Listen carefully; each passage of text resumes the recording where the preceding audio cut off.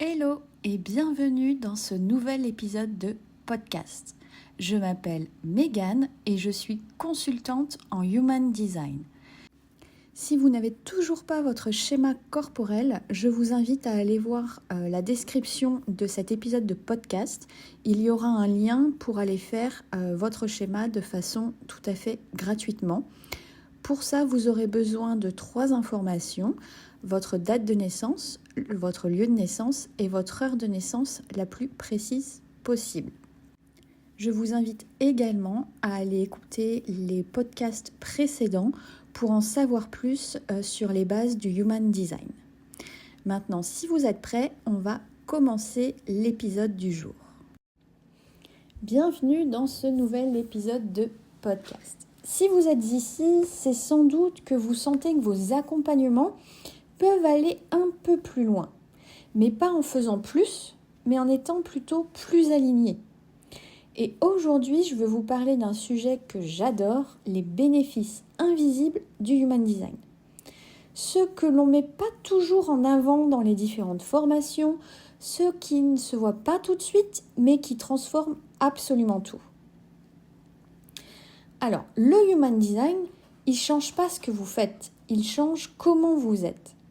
Quand on découvre le Human Design, on pense tout de suite à quel est mon type énergétique, quelle est ma stratégie, comment adapter mes offres. C'est important bien sûr, mais le vrai pouvoir du Human Design, c'est ce qu'il transforme à l'intérieur de nous, notre posture, notre clarté, notre confiance.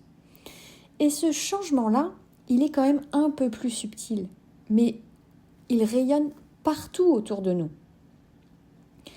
En tant que projecteur, en tant qu'accompagnante, je le vois chez moi, mais aussi chez mes clients. Quand on se comprend profondément, on n'a plus besoin de se forcer.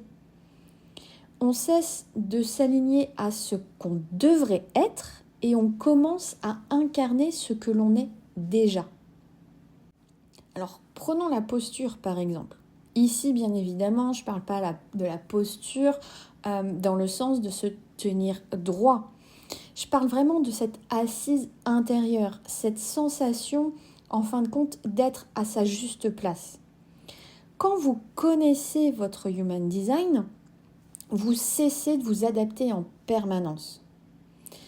Par exemple, j'avais une cliente, une coach, qui a une gorge non définie. Et elle me disait, j'arrive jamais à me vendre comme les autres. Eh bien, en découvrant son Human Design, elle a compris qu'en fait, son message, il a besoin d'un timing qui sera juste. Qu'elle est en fait plus puissante quand elle répond à une demande et pas quand elle initie. Le résultat, eh bien, elle a arrêté tout ce qui était les lives à rallonge et elle publie en fin de compte sur ses réseaux sociaux quand elle sent que l'élan, il est là, que son audience réagit instantanément. Et du coup, sa posture a totalement changé. Elle ne cherche plus l'invitation, elle va l'attirer. Ensuite vient la clarté. Le Human Design, il met en fin de compte en lumière vos zones de génie, mais aussi vos zones de conditionnement. Et du coup, comprendre où vous êtes conditionné, cette clarté en fait de compréhension, elle est en quelque sorte libératrice. On arrête de douter de soi en boucle. On comprend pourquoi certaines méthodes ne fonctionnent pas pour nous. Il y avait un thérapeute que j'accompagnais, je me souviens, il était totalement épuisé. Il suivait les méthodes business où il fallait, parce que c'est ce qu'on nous dit, il faut poster, produire 3 posts par jour, 5 ou 6 fois par semaine, etc. Sauf que le problème pour ce thérapeute, c'est que son centre sacral était non défini et que sa gorge était également non définie.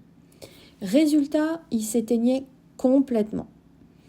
Et quand il a découvert son Human Design, eh bien en fait, il a compris qu'il avait besoin d'un rythme un peu plus lent, un peu plus régulier et plus ancré. Il a du coup structuré ses semaines autour de son énergie naturelle. Et là, non seulement il se sent mieux, mais du coup, ses clients le ressentent eux aussi. La clarté amène moins d'hésitation, plus de direction. Et quand vous rayonnez de clarté, vos clients vous reconnaissent immédiatement.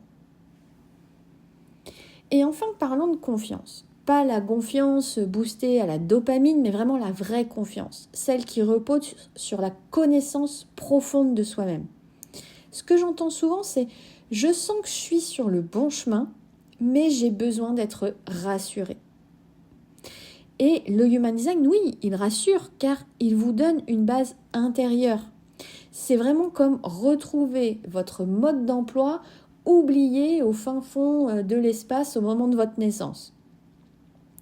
Et là, je voudrais vous partager une petite histoire, un petit partage personnel. Je suis ce qu'on appelle en Human Design un projecteur splénique. Je ne suis pas là pour répondre à tout le monde. Mon autorité splénique, elle est instantanée, sensorielle, subtile. Et pendant longtemps, je l'ai totalement ignorée. J'ai été conditionnée aussi pour l'ignorer, mais ça c'est une autre histoire. Et du coup, aujourd'hui, j'ai beaucoup plus confiance en ces ressentis fugaces. Je ne suis pas toujours à 100% mon autorité intérieure, c'est ok, on a aussi le droit d'expérimenter et pourquoi pas de se tromper. Mais bien souvent, j'ai plus besoin de preuves extérieures. Et ça vraiment, ça change tout. Cette confiance-là, c'est aussi ce que j'aide mes clients à retrouver. Cette confiance douce, mais inébranlable. Alors, oui, bien sûr, le Human Design, il vous aide à structurer vos offres, à mieux comprendre vos clients. Mais surtout, il vous aide à vous retrouver vous-même. Et c'est là le vrai accompagnement transformationnel. Posture, clarté, confiance. 3 piliers invisibles, mais 3 piliers essentiels pour rayonner et accompagner avec justesse. Si vous sentez pour vous que c'est le moment d'aller plus loin, je vous invite à découvrir l'ensemble de mes offres, que ce soit en lien sous l'épisode de podcast ou directement sur mon site internet www.meghanthiebaut.fr. Et vraiment, tout commence par une prise de conscience pour vous, savoir qui vous êtes profondément pour pouvoir accompagner du mieux possible vos clients par la suite. Si cet épisode de podcast vous a plu, je vous invite à liker, partager, commenter.